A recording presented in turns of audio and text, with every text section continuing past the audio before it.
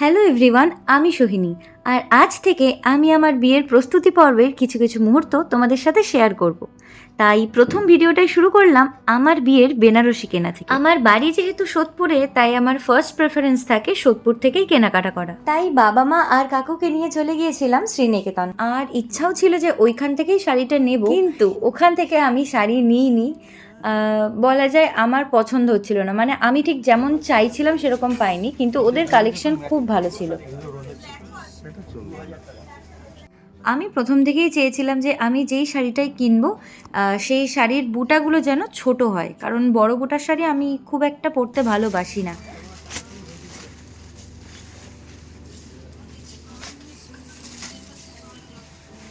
ওখানের অনেকগুলো শাড়ি আমি ট্রায়াল দিয়ে দেখেছিলাম, তো তার মধ্যে এই শাড়িটা আমার কিছুটা পছন্দ হয়েছিল, তাই আমি দেখছিলাম ভালো করে যে মানাচ্ছে কি মানাচ্ছে না।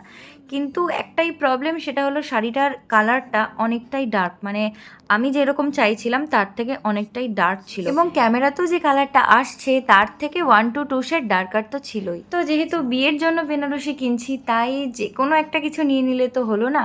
নিজের মন থেকে যতক্ষণ না জিনিসটা পছন্দ হচ্ছে ততক্ষণ যেন কোথাও না কোথাও গিয়ে স্যাটিসফাই হওয়া যায় না। বেশ কয়েকটা শাড়ি দেখার পর যখন পছন্দ হচ্ছিল না আর চোখও ধাঁধিয়ে গেছিল, তো তখন আমরা ডিসাইড করি কি যে না, এখানে আর দেখবো না। তারপর ওখান থেকে বেরিয়ে আমরা গিয়েছিলাম রেডিমেড সেন্টার, আর ফাইনালি আমার বিয়ের বেনারসিটা আমি ওখান থেকেই কিনেছি।